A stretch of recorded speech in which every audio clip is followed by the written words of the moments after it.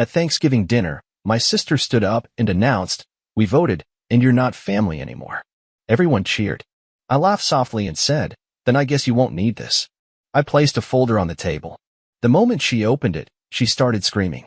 "Before we carve the turkey," Natalie said, rising from her chair with that smug, rehearsed smile of hers, "there's something we need to say." Everyone went quiet. Forks paused midair. My gut clenched. I knew that tone. It was the same one she used when she got me grounded at 14 for a party I didn't even go to. "We had a family vote," she continued, looking around at everyone like a pageant queen about to be crowned. "And we've decided, you're not family anymore." Silence. Then a cheering. Cheering. My cousin Laura clapped like she was at a concert. Uncle Mitch raised his wine glass and toasted. Even my mother, my own mother, laughed and said, "Well, someone had to say it." I sat there frozen, staring at my plate. The stuffing had gone cold, but my blood boiled. My dad didn't even look at me. Just sipped his beer and muttered, "It's probably for the best." "Wow," I said, pushing my chair back slowly. "You guys actually rehearsed this?" Natalie grinned wider. "You've been toxic for years. We're just finally done pretending." "You're not family," my mother added, reaching for the cranberry sauce like we were discussing the weather. "It's unanimous." I looked around. No one spoke up. Not one person. "Good," I said quietly. Then I reached into my bag. "I figured this might happen," I added, pulling out a thick folder and placing it gently in the center of the table. The sound it made, thunk, cut through the laughter. Natalie blinked. "What is that?" I smiled, leaned back in my chair, and folded my arms. "Why don't you find out?" She snatched it up and ripped it open, her mouth already twisted in that snide little smirk she always wore when she thought she was winning. Then she turned the first page and stopped smiling. Her face turned pale. Her eyes scanned the next page and the next. Then she screamed. I mean screamed. Like blood-curdling, horror movie kind of scream. Her chair crashed behind her as she bolted upright, slamming the folder shut like it had burned her hands. "You monster," she cried. "You messed up, twisted weirdo." Gasps echoed around the table. Joel, her husband, snatched the folder and opened it. Then his jaw dropped. He looked at me. "Is this?" I nodded once. "It's all real," I said. "Every word. Every receipt. Every screenshot." The table went dead silent. You could hear a fork clink in the kitchen. My mother's mouth opened, then closed again, like a fish gasping for air. "You were so sure I wouldn't fight back," I said, standing up slowly. "So sure I'd stay the quiet one. The doormat. The cash cow.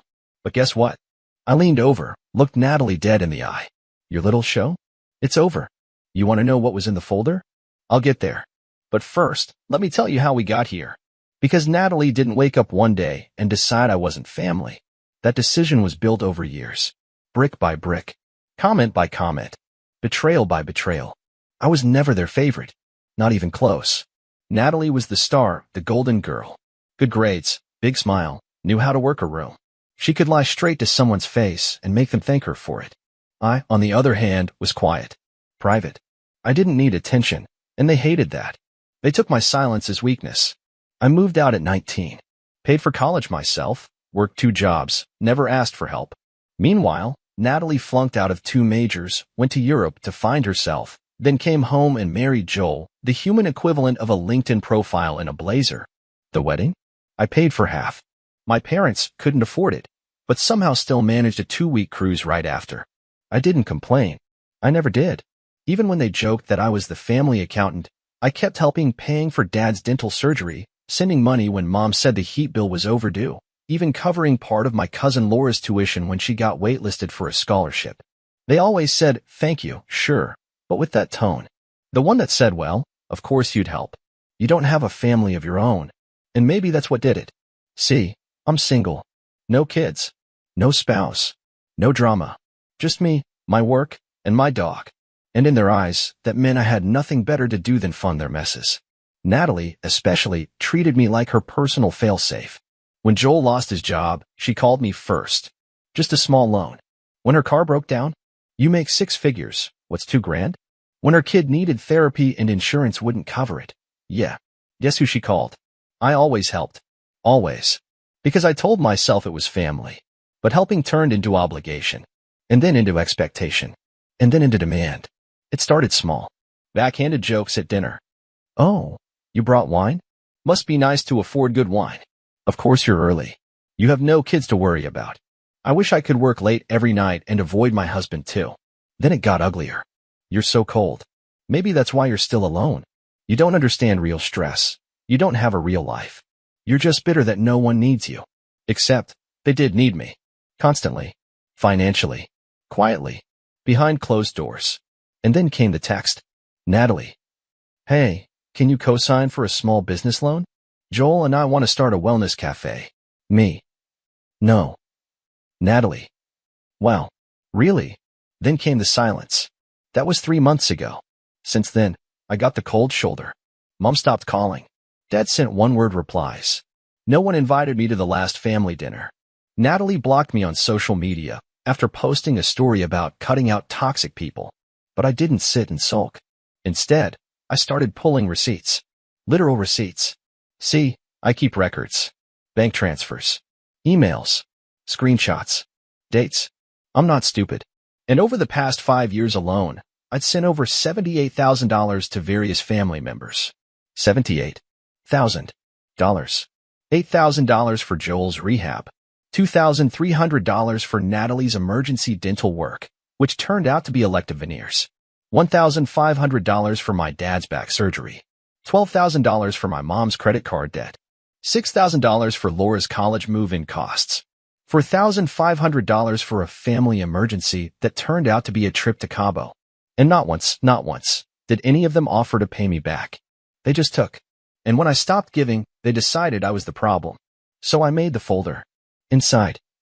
Every transfer confirmation. Every email and text request for money. Screenshots of Natalie calling me manipulative to her friend because I said no to the loan. A timeline of every major payment I made in the last 5 years. And, as a cherry on top, copies of Facebook and Instagram posts where they mocked me. I have screenshots of Natalie calling me a cash cow with no spine in a private comment thread she didn't know I had access to. So yeah, that's what she saw when she opened the folder. That's what made her scream. Because Natalie wasn't just exposed. She was dismantled, fact by fact, line by line, page by page. All while the rest of the family realized what they had done. My mom looked ready to faint. Joel? He stared at the line that said $4, $200 to cover Natalie's credit card, used at a hotel in Santa Monica with someone named Alyssa, and just said, "What is this?" I didn't answer. I didn't have to. Because for the first time ever, I wasn't defending myself. I was just showing them the truth. You kept records, my mom said finally, her voice shaking. Of everything? I turned to her, calm as ever. You never remembered, so someone had to. Natalie was still standing, still pale, her fists clenched at her sides. Her eyes darted to Joel, to me, to the folder. This is a violation, she spat. You had no right to. No right? I said, standing up slowly. You just stood in front of this whole family and declared me not family. You all clapped. And now you're upset that I came prepared. Joel flipped another page in the folder. What's this about Santa Monica? He asked, his voice tight. Natalie's head snapped toward him. Don't start. Who's Alyssa? He continued. Why were you at a hotel for 3 nights on my credit card? Her silence was louder than any answer. Wait, my mom cut in, holding her hands up. Can we all just calm down and be reasonable? Sure, I said. Let's be reasonable. Let's talk about the time you called me a parasite while cashing the check I sent you. She blinked. That's not fair. We were under stress. No, I snapped. You were under stress. And I bailed you out. Every single time. And the one time I say no? Suddenly I'm the enemy. My dad, who had been dead silent until now, finally spoke up. You're making this into something bigger than it is. I turned to him, and my voice dropped. You let them do this to me for years. You knew. You saw it. You heard it. And you let it happen because it was easier than standing up to them. He didn't deny it. Natalie slammed her hand on the table. You're just bitter because no one needs you anymore. Wrong, I said coldly. I'm not bitter. I'm done. She let out a bitter laugh. You're pathetic. Do you know how dramatic this all looks? Bringing a folder? Printing screenshots? You think this makes you the victim? You're just proving you're a control freak. And you're just proving, I said, that you only cared about me when I was paying your bills. You don't get to play the martyr, she shouted. You chose to help. You didn't have to. And yet, somehow, I said, stepping forward, you expected it. Every single time. Until it wasn't help anymore. It was duty. And when I stopped, you voted me out. My voice cracked, not from sadness, from rage. You didn't want a brother. You wanted a wallet with legs. Joel stood up now, holding the folder. Is this true? He asked, looking at Natalie. All of this. Natalie looked at him, and for the first time, she didn't have a comeback. No fake tears. No deflection. Just silence. You lied to me, he said. About the hotel. About the money. About him. You made it sound like he was crazy. I had to, she exploded. He was turning everyone against me. I wasn't, I said. You did that all by yourself. The room went quiet again. Then my mom leaned forward and tried one more time. Her voice softened. Listen, honey. We may have overreacted, but this is still family. And families fight. Let's just put this behind us. I cut her off. You're not hearing me. She blinked. What? I'm not asking for peace. I'm not asking for forgiveness. I'm telling you, I'm done. Natalie sneered. Oh, stop pretending like this is some big moment. You've said that before. I looked her dead in the eyes. Not like this. I reached into my coat pocket and pulled out another envelope. What now? My dad asked, clearly exhausted. I tossed it onto the table. Joel caught it before it slid off. He opened it. Read the first line. His eyes widened. What is this? He whispered. I answered for him. Power of attorney forms. For mom. Revoked. Medical proxy. Revoked. Emergency contact? Removed. I've already signed the papers. I am legally and emotionally no longer responsible for any of you. My mother gasped. You're cutting ties completely? Completely, I said. Starting now. You're being selfish, she said, tears now forming. We made mistakes, but we're still your family. I turned to her, and my voice dropped again, calm, final. No, you're not. I grabbed my coat, looked at them one last time, and walked out the door, leaving them in the middle of Thanksgiving dinner, stunned and speechless, surrounded by cold food and ugly truths. I walked out, and I didn't look back. Not because it didn't hurt. It did. But as I closed the door behind me, stepped off their porch and into the cold night air, I felt something inside me shift. For the first time in years. I could breathe. I didn't drive straight home. I pulled off the road near the lake I used to visit as a kid, the place Dad used to take me fishing. I sat there in silence, staring out at the still water, and felt something I hadn't felt in a long time. Nothing pulling at me. No guilt. No pressure. No one waiting on a check or a ride or a favor. Just stillness. The next morning? Silence. The day after that? Still nothing. But on the third day, the messages started. First, my mom. A missed call. Then another. Then a voicemail. You really meant it? We were angry, but we're still your family. I didn't respond. Then came the texts. From Natalie. You don't even realize what you've done. Joel's filing for divorce. Are you happy? Something is really wrong with you. Then my dad. You went too far. We all said things we regret. But what you did was nuclear. Your mother is a wreck. Come fix this. I didn't reply to any of them. And honestly, I thought I'd feel guilty. I thought I'd toss and turn at night, wondering if I went too far. But instead, I slept better than I had in years. There was no more second-guessing every text. No more waiting for the other shoe to drop. No more late-night Venmo requests, guilt trips disguised as emergencies. For the first time in a decade, I could hear myself think. I started waking up early, going for runs, brewing coffee slowly. I made appointments I'd put off for years. Dentist, doctor, even a therapist. Not because I was broken, but because I was finally allowed to take care of myself. I rewrote my emergency contacts, removed my parents, changed my passwords, froze every joint account they had access to, blocked Natalie on every platform. It wasn't about revenge anymore. It was about closure. A week after Thanksgiving, I got a text from Laura, my cousin who clapped when they voted me out. I didn't know you paid for my tuition. I'm sorry. I followed the crowd. You were always the one who actually helped. I didn't answer, but I read it. Twice. Then, another surprise, a message from Joel. I filed the papers. Everything in that folder checked out. She cheated, lied, manipulated.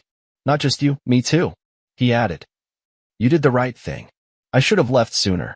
I wasn't expecting that, but it landed. A few days later, I did something I hadn't done in years. I applied for a job in another city. Not because I was running, but because I was finally free. No more, you should stay close to home. No more, who will take care of them if you leave? I started reconnecting with friends I hadn't seen in years. People I'd pulled away from because I was always too busy with family stuff. And the wildest part? Some of them had seen my post on Reddit. They reached out, just to say, "We're proud of you." That was brave. No one asked for money. No one guilt me. No one tried to spin it. Just support. Simple, honest, clean. Someone asked me, "Don't you regret it?" I thought for a second, then said, "I only regret not doing it sooner." I thought that was the end. And in a way, it was. But with people like them, nothing ever ends cleanly. Especially when they start to feel the consequences of your absence. The first few weeks after Thanksgiving were quiet. Beautifully, eerily quiet. No calls. No guilt. Just peace. Until Christmas. On December 22nd, I got a text from my mother. Just a picture.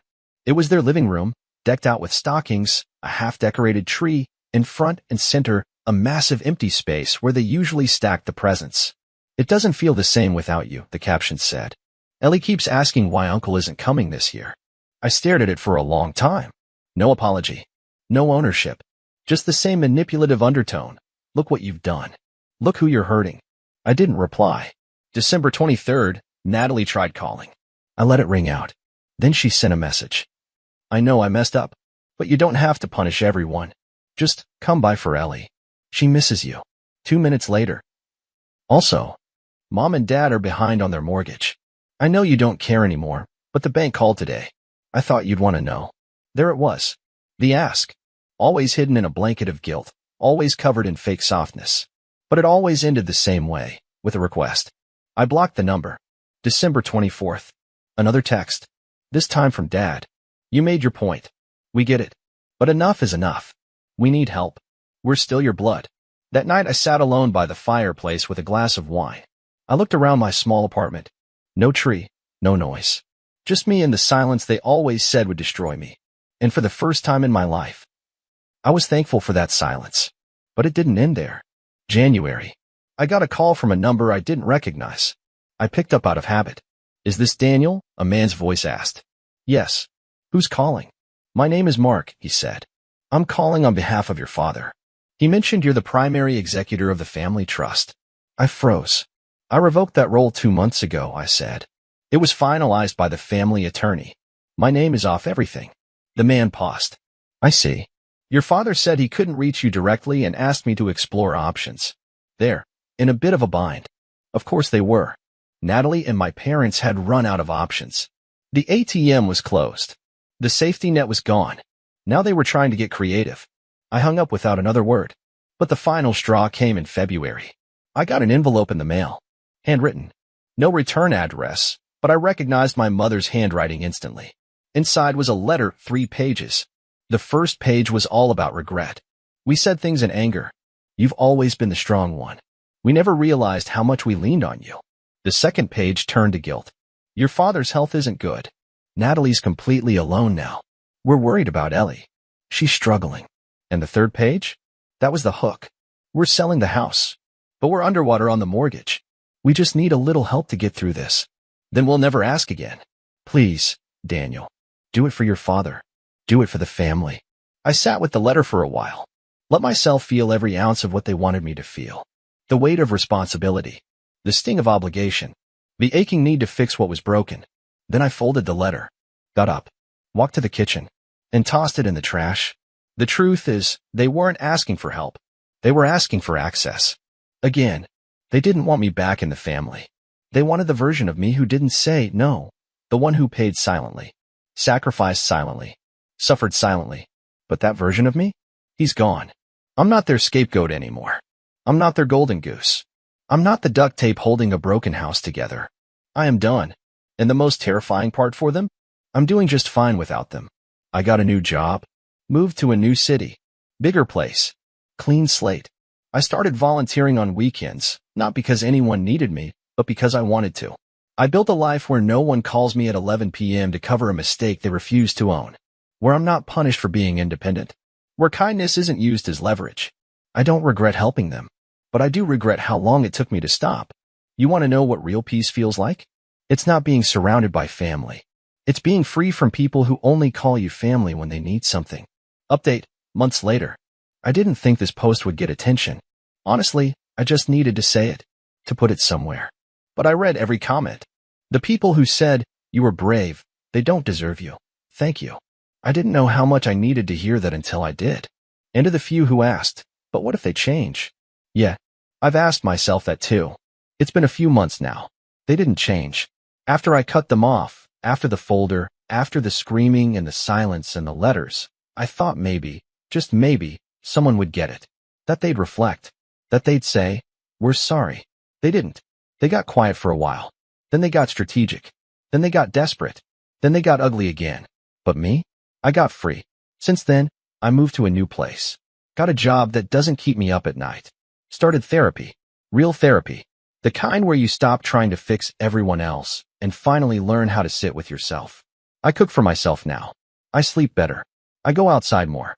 I don't flinch when the phone buzzes. And yeah, sometimes I think about Ellie. About what she's being taught. About what she'll grow up believing is normal. But I also know this. I was the example of someone who finally said enough. A few days ago, I got another letter. Handwritten. From my mom. It was 3 words. We're still family. No context. No apology. No change. Just the same old hook. And for the first time, I didn't feel anything. No anger. No sadness. Just nothing. I threw it away and made dinner. So now I'm back here. Because this place gave me a kind of clarity I didn't expect. Strangers saw me clearer than my own blood ever did. So here's what I want to ask. Did I do the right thing? Cutting them off. Dropping the weight. Saying no. And meaning it. Was I too cold? Or was I finally just done being the only one holding it all together? I don't know. But I do know this. For the first time in my life, I'm not surviving. I'm living. Thanks for reading.